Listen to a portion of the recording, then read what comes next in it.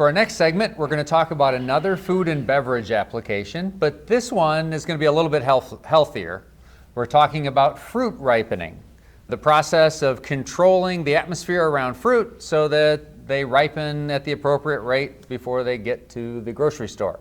So, Phil, we have, I guess, approached fruit ripening with ourselves and with some customers. So give us some background.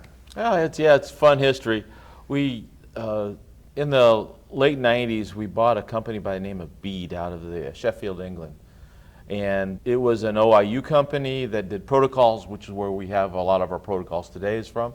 And Dave Huzzard was part of that original team that wrote the code to manage the gases inside a container going across the ocean.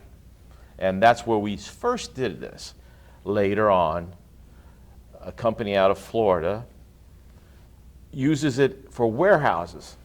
Right. And they manage the gases and the temperature inside a warehouse to ripen fruit.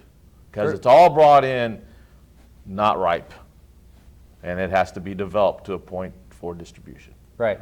Okay, so fruit ripening obviously is, from what Phil's saying, you got to control the atmosphere. What's kind of the science behind it? Well, part of it's to prevent the ripening. They'll use CO2 and temperature to kind of prevent the ripening. And then when they want to actually produce the ripening, change the color of the fruit, they'll introduce an ethylene gas and bring the temperature up, which causes the kind of cells to break down and the chlorophyll to go away. So you go from a green to a red or a green to a yellow color.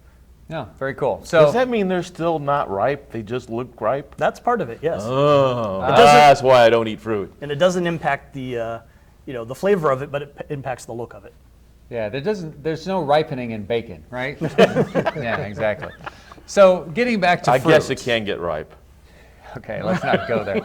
All right, so getting back to fruit, what makes the OCS an ideal choice for this sort of application? Sure, there's a few different factors. A big one is just we're pretty good at process control for that matter. So again, the ability to take in analog and be able to actually control it variably very well was a big part of it. Another thing is that if there's one fruit ripening room, there's very many. There's quite a few for that matter. So being able to network a lot of those together was a big part of it. And then again, going along with networking, communication is right up there with it. So being able to tie all that communication between the different systems and tell them appropriately where each other's at or what they need to do was a big part of it as well.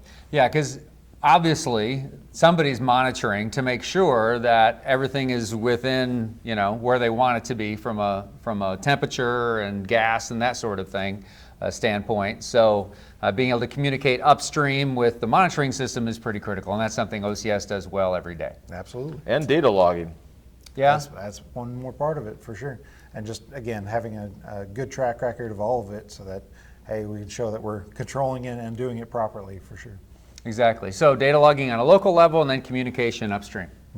Okay, so that's another food and beverage application where we've got a lot of experience.